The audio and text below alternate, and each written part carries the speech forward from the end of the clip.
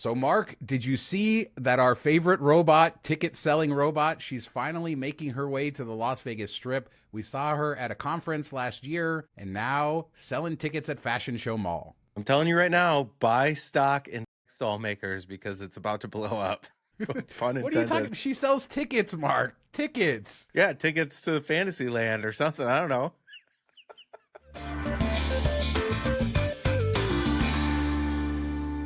F1 in Las Vegas hasn't been short of scandals. A lot of people not happy with it. The construction, the noise, businesses saying they're not making money, and lawsuits, other businesses doing well. But one interesting quirk of all of this since the inaugural race is that the Clark County commissioners took free tickets to go to the first race, and they are now on ethics charges because of it. So, yeah, they took these tickets worth over $10,000 to oversee the race that they had approved, and now they are going to answer for it. We don't know what's going to happen, but should they not be allowed to go to the race that they have to oversee? I think I want them to have tickets to see the race, to see what they are in charge of. We talked about this when it happened, didn't we? I remember discussing this and, saying like, oh, no wonder they were voting a certain way because they got, these sweet tickets. I think that, yes, they should be able to get access to the race. I don't think you need a $10,000 all access in the coolest area of the, the pits or whatever, wherever the heck they were that it cost that much. I think was a bit insane. Maybe just like let them get behind the barrier somewhere so they can see how it functions. I do think that sways what you're willing to do. If they only did it the first year, okay, fine. I don't think it's a big deal. If they're doing it every year and it's been re-upped, then I think that does kind of warp their decision making a little bit. I haven't been able to figure out what they did last year, but it does seem like this is pertaining to the first year only. And as you said, this was a problem right after, and now it's been going through the different committees or whatever, and they are being brought up on ethics charges for it. So they did say they violated this rule. I guess it's their fault for not negotiating this in the contract, but you would want the officials in charge to have some sort of access. That didn't happen. I kind of give them the benefit of the doubt that they were just assuming that this was their access because they were allowed in the big suite over in F1 Plaza. They're putting this $10,000 ticket, but where would you want them to be? I mean, in the pit building at the center of the action. I hate defending them for this because if I was in that case, I probably wouldn't have thought it. $1,000 seats. Yeah. That's where they should have been. They should be on the escalators riding up and down with us, just trying to get a peek of the action. We can fix this in 2 seconds. Make them donate $10,000 to a local charity. Call it a day. So one of our viewers needs some help. Early Edition 22 tweeted me, and he's going to Beer Park with some friends, and it's going to be about $1,000 bill, he estimates, but $200 service charge is being added along with a 5% fee on top of that. So he's paying 25%, including a 20% service charge. Questions, should he have to tip more? I have so many questions about this period. And the thing, it says 4 people. So I don't know how you're spending $1,000 at Beer Park for 4 people. Do they have bottle service there? Is this like a booth? It just seems like a club setup for Beer Park, which I wouldn't expect. I think they have the small fee, like a reservation fee or seat fee or something. So you have that fee, you have the $200 fee, you have 5% tax, and $1,000. My suggestion is go the hell anywhere else. I will say the vast majority of other customers are probably tipping on top of that. It's hard when you're paying a 20% service charge to try to justify 20% more. So I could agree that I wouldn't go 20% more. I'm really interested in what people out there have to say. I'm not somebody who's going and doing this type of stuff in clubs all the time, so I don't run into this that often, but I would probably be shamed into tipping more at a restaurant if there's a 20% service charge on there. It's Beer Park. It's not a club. Is it like 4F1? It's kind of like a rooftop I don't understand. club. I mean, it can be a club. Okay. But yeah, find a different you can spend $1,000 a lot more fun somewhere else, I would say. But I would ask the server, do you get any of this service charge? They might lie and say no, even if they do. If they do say, yeah, I get most of it or I get a good chunk of it, you can adjust via that. And I would say if they say, yes, that is mostly mine, I would even still tip them a little bit for being honest about it. So, honesty is the best policy maybe there.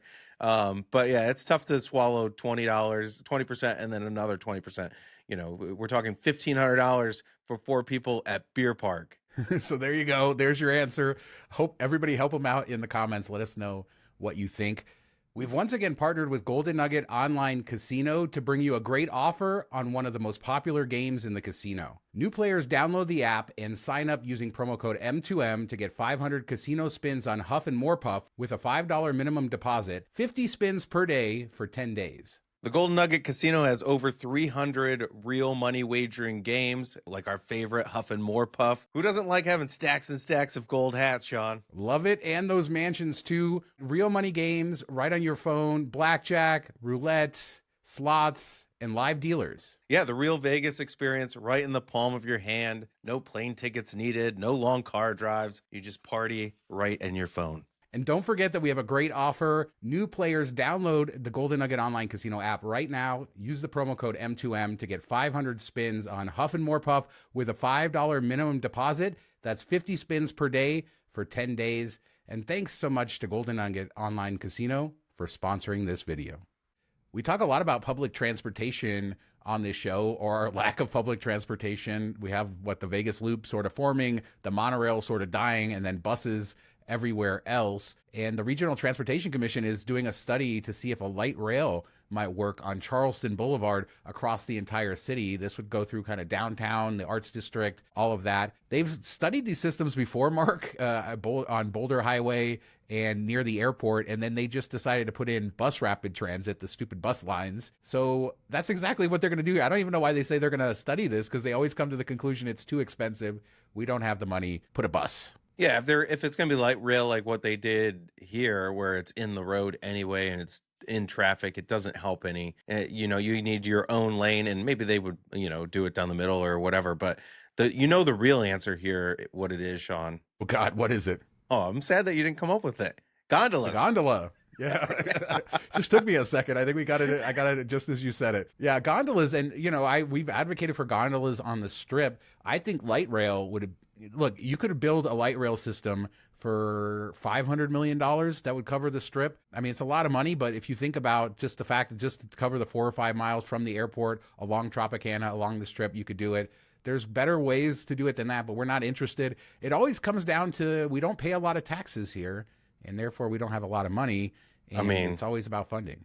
You do at Beer Park. So moving over to food, we talked about Julian Serrano's tapas restaurant closing over at Aria, and we now know what is going to be replacing it. And it's something we don't have a lot of on the Vegas Strip. In fact, something we don't have any of on the Vegas Strip, fine dining Indian food, specifically, and forgive me if I pronounce this wrong, Gymkhana. This is a restaurant in London with 2 Michelin stars, very fancy Indian food coming to the Las Vegas Strip. We have 8 million fancy Mexican restaurants, so why not? Yeah, I mean, that's impressive. 2 Michelin stars. I don't know how many of those you would have coming into Vegas or have, from elsewhere, but that's rarefied air there. So it's pretty exciting, especially if you love Indian food. I think this is a good addition and something unique and something that would draw people in if you're craving Indian food or looking just for like a high-end Michelin star experience on the Strip, then you're going to go there. Yeah, and at 170 seats, it feels a little bit bigger than you would think on some Michelin level restaurants. I don't know if that's what they're shooting for here or if they're just bringing a different concept. I would assume a different concept, but so you have a little bit more space, a little bit easier to get a table probably than the other locations. So that's cool, and I think people will be excited for this. I agree. They're spending $4 million on this. The little bit of concept art we have looks good, and a great location there, so we'll see how it does. Also special is Marriage Can Be Murder. This show has been around 25 years in Las Vegas. It's a murder mystery dinner show, and it is coming to Rio, and it's moved everywhere. It's been to the D. I went there maybe 20 years ago, Mark, and it was at a local restaurant. They had it, but they've kind of graduated over the years, gotten better, and now it is moving to Rio, and I am excited for it. It's a really great show run by a couple that I believe has been doing it the whole time, and a lot of fun when I did it, and the reviews I've seen over the years have been pretty good. I'm always interested in these types of shows. I feel like they'd be kind of fun, a different experience than what you're used to, when you usually go to a show or a concert or anything.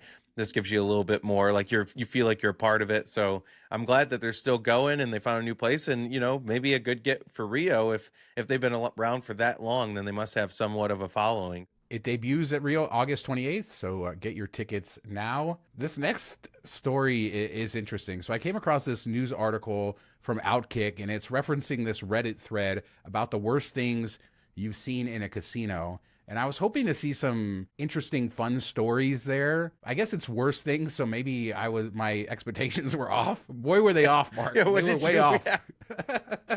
So you got people stepping over dead people at tables, peeing themselves. Just a lot of stories of dead people and others stepping over them. People playing multiple machines like a zombie. One story was a guy bet $100 on red and $100 on black, and it was green. Age-old story there, but it was nothing. Wow. Nothing lifted my soul about this whole thing. That's just dumb. I mean, I'd say that I've done it solely when I had like a free bet or whatever. Like you put the free bet on one, you put a portion of the free bet like in chips on another color, and then you put a little bit on green, so you're guaranteed a win. That's the way I used to do my free bets if they're sizable enough. But yeah, to just put on each, I don't know what the purpose of that is. That's kind of dumb. But I can't believe nobody said that they pew-pewed themselves in the leg, because we've done that story a few times. That is probably the least depressing of everything on this entire article. I'll put links. I do not recommend going. It's all of the worst things that you've probably seen in a casino too. And just a reminder, it's happening so often, it seems like. Yeah, the one that like the lady was playing 3 machines, drinking a beer, smoking a cigarette on an Amigo, and just looked like she was having no fun. And it's like, that's when you're like, okay, what are you doing here? If you're just going by and button smashing and not paying attention to the game at all, maybe we need to take you out of here and do something else. So we've talked about the Lonnie Hammagren house before. I don't know if it went for sale before or why we talked about it. I know we did a couple years ago. This is one of the most interesting houses in Las Vegas. And in fact, Lonnie Hammagren, come on now, had the original Batmobile. I don't even know how to describe this place. I used to work for a guy who lived in the same neighborhood, so I saw it all of the time. I never got to go inside though, and it's up for sale for $2.5 million. This is just one of the 3 houses. He bought the original house and then eventually bought more houses. Some people say it looks like a junkyard. I say it looks like an incredible museum. I do wonder, like, if you know what things are worth and value-wise and collectibles, could you buy the house and then sell all the crap in it and make most of the money back? Like, that would be interesting. If somebody knows, I would definitely go in there, check it out, see what you are, add everything up. Maybe you get a slamming deal if you can declutter that mess. But yeah, as is, no thank you. Yeah, everything attached to the house comes with it, but apparently wasn't in great shape. I'll put a link to the Zillow listing so you can see all of the pictures. There's a ton of pictures, so you can see kind of the quirky stuff that is attached and why it's a unique house. Certainly not worth that amount of money for the house itself, so you got to figure out what it's worth. But Lonnie Hammagren, rest in peace, was one of the most quirky Nevadans, and I appreciate him for that. Bill Krakenberger shared this story that I saw from Cigar Aficionado about Advantage players, and it's this guy kind of just writing about his lifetime of being an Advantage player. And it's a long read, but I thought it was very fascinating. Some of the stories he told about plays, taking advantage of certain casino promotions. At one point, he describes taking advantage of Plaza. They had a promotion, I guess, when you got a hand pay, they would give you a 30% bonus to kind of cover the taxes. And all the Advantage players. What? Yeah, it came down. And he describes in the article, the casino manager came over to him, the guy with a British accent. So I believe it's Jonathan Jossel, kind of kept the promotion, but asked him and kind of asked what the damage was going to be from this promotion once he realized that all the sharks had come in to take advantage of it. But it just shows you that this whole ecosystem is there. I know a few people in it. They're very secretive about a lot of their plays, but this is probably the most I ever saw the door open publicly to it. This just shows, like we always talk about in the miles and point space, how banks should hire somebody from the miles and point space before they roll out a promo or before they launch a new credit card and stuff, so you can get some real feedback, or where will people break it, where will people maximize it, stuff like that, and you can make a thing that's sustainable. I don't know how anybody in a casino would think that if you're offering 30% on hand pays, now every big player in the world would come there. That's insane. Yeah, there was another promotion he talked about where they use these big promotional cards and they use the same cards every time. And I guess behind one card was a lower prize and then one card had the higher prize. Well, he just memorized which card had the higher prize and then made sure he got enough entries so he was first to pick in the tournament. And then he was able to do that for years because they never figured out that he knew exactly which card was the one because it had a mark on it. It's just like card counting, right? Just a little mark on the back. So all kinds of stuff like that. Definitely worth reading. and just story after story. And he's made a full-time living. There's these people out there that do it, and they're fascinating. And they're also annoying, these teams of advantage players. When you're in a casino and you see them roving around, you see it more often now than ever. So it seems like it's a growing phenomenon. Yeah, and I know Risk of Ruin podcast is an interview with a guy that's an advantage player, and one of the plays he did, and it was overseas, but it was like a roulette table, and they were paying. It was like a promo for their whatever anniversary, let's say 15th year anniversary. They were paying extra on the 15. So he just sat there for like 4 days and bet 15 nonstop. And every time it hit, because it swung the advantage into his direction, he's like, nobody else took advantage of the promo, but I'm just sitting there for 12 hours a day hammering the same number over and over.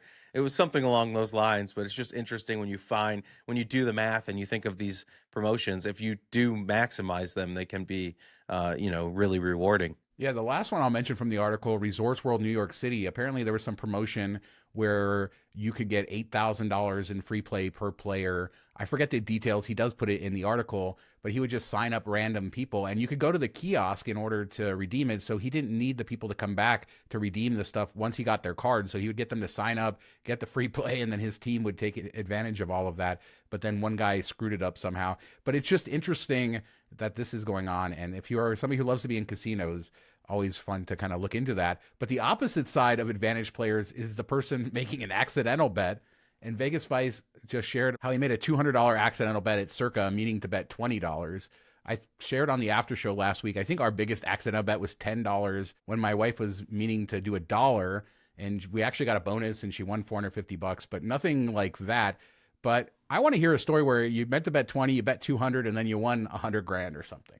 It seems like a lot of people in that thread were like, oh yeah, my biggest one was I did this and I got a bonus. So maybe just make your first bet really big, or, bigger than normal each time. I don't know. It seems like a lot of people did hit on those, even more didn't, but it's kind of funny. I don't have any story like that because I just don't play slots enough to accidentally hit max bet when I wasn't thinking about it, or at least I don't remember a time there. I'm sure I've done some stuff when I've had a few cervezas and don't remember doing it, but yeah, we have some friends who could tell some stories that we're not able to tell, but it is a phenomenon that happens. And then it's disappointing. Like when we got that $10 bet bonus, it was a $450 bonus, 45x. That's a pretty good bonus, but you're hoping for like hundreds X, right? You're hoping for that one home run bonus when you actually bet more, and probably doesn't happen. But yeah, it's a nice little surprise. I'm sure people do it all the time though. All the gold hats. You want all the gold hats. Thanks, Gold Nugget. Caesars Republic, Sonoma County. Caesars is really going all out with their Caesars Republic branding. As a reminder, Harvey's in Lake Tahoe, not far from Northern California, is now being rebranded as Caesars Republic, part of a $160 million renovation. And now they are taking over the River Rock Casino. This is in Sonoma County in wine country, and it's going to become Caesars Republic Sonoma County. They're going to expand the casino, make it nicer. So it basically going from an independent property to Caesars running a native casino up there. So it's interesting that they're getting into this game a little bit more. This is a way that they can expand their presence and maybe bring in some more income without adding a whole bunch of cost or debt or anything, and which is a big problem right now. So it's interesting to see them kind of lean back into that. Maybe we'll see more and more of this. What I want to see more and more of is hidden things at old casinos. We talked about Link and that hidden walkway of rooms that's been shuttered forever. And now apparently there is a hidden theater at Circus Circus, and it's been right in front of our eyes the whole time. And thanks to Lee, I think he was the first to send it to me, but several other people sent it to me as well. And this comes from Vintage Las Vegas, and he has a picture of the theater, the old Hippodrome showroom at Circus Circus, but also with a map of the property of where it is. I went to the Google Maps aerial, Mark, and you can clearly see the theater is there. You can see the roof line is higher in that one spot, and it's just been there the whole time. Apparently, it's been boarded up since like the 70s or something. And Phil Ruffin did make reference to it when he bought the property, saying they found a showroom that nobody knew about. They need to open this place up. I want to get inside. I don't know how you don't know about it. Like you said, wouldn't some type of architect be like, where'd all this space go? We're looking at this thing that should be bigger here. That's kind of crazy, but a cool story. And it looks like an amazing little theater. They should definitely open like a house show or something in there. Use that space. It would be a reason to go into Circus Circus and to draw people in. I would love to hang out in that. If they could retrofit it to make it look similar to how it does in the picture, but like update, because I'm sure it's not in the best of shape right now. Yeah, it's always just fun to discover this stuff, and it kind of blew my mind when I went to Google Earth and looked at or Google Maps and looked at the satellite image, and you can clearly see, it's very easy to see what a theater looks like because of the roof line, and it is there. And I want to figure out how you get to it. It's on the second floor, and there's technically nothing on the second floor of the public part of the casino. There is the tower. I wonder if there was a different entrance that now not there, if they just boarded something off. Maybe people who know the geography more of Circus Circus can let me know where I can peek and try to figure out exactly inside. And I know I'm not going to get inside of the actual theater, but try to figure out where it was blocked off. But yeah, this is the kind of nerdy stuff that gets me going. What would you rather see, this or the Imperial Palace hallway? Oh, yeah, that's tough. The Imperial Palace hallway, only because I know that it exists and what it looks like. I guess this, though, maybe for the opposite. Both. The answer is both, Mark. Yeah, there we go. Correct. And let's end with this. Another rumor. How often do we have to hear these rumors about Luxor and Excalibur being torn down? But another one surfaced, somebody tagging Vital Vegas saying that airline flight crews have told them that this is happening. So we know that front desk people are not reliable. They work in the casino, they're not reliable. But the air crews, they know what the hell they're talking about. I don't believe them. What are they like? Oh, we're gonna have to move hotels because they're going to demo these and build something new there. Oh, okay. Like they're gonna tell the corporations that have some, legacy stays there, or some type of partnership where they book a lot of rooms. I don't think so. They're not going to announce that to them. So this is all just more fabricated stuff for Facebook groups. Yeah, and it says they're going to build an entertainment complex. So you're telling me that MGM's going to spend hundreds of millions of dollars. MGM Sphere. It's coming. That's not close enough. I just don't. They're going to take a profitable casinos offline to build an entertainment complex to connect to the stadiums. I don't know. I mean, they own that land where the October 1st shooting was. That's now just basically a parking lot. It's owned by one of the tribal operators. They could have done that there. There's other. They're not closing these casinos. It makes no sense. They don't have the money anyway. So let's not pretend that they can do that with all of. They're trying to go into Japan. They're trying to expand elsewhere. Nobody's dropping $3 or $4 billion on the Las Vegas Strip. Certainly not MGM, certainly not Caesars, and probably nobody else for a while unless things turn around. But I guess we have Hard Rock to look forward to. Yeah, and they're not going to demo something that's making them money now to build something when everything's kind of up in the air and they're struggling as it is. So, and do they even own the land under those? I haven't kept up lately, but I don't think that they own any of the land under any of them in Vegas anymore. So no, it's not happening. Hey, what's more likely to happen, the A's Stadium or the MGM Entertainment Complex? I know Vital Vegas would say the MGM thing. There you go. But yeah, let us know what you guys think about anything we talked about today. Would you be excited for an entertainment complex instead of the beautiful pyramid? Biggest accidental bet, those advantage players going all over the place. Everything else we discussed. That Hammagren house, do you want to go live there and just be inside that museum? Let us know in the comments. We do 2 shows a week, Tuesdays and Fridays, and we'll be back in a couple days with another show. Thanks so much for watching. Talk to you next time. Have a good week, everybody. Off to go buy some tickets. Yeah, you are.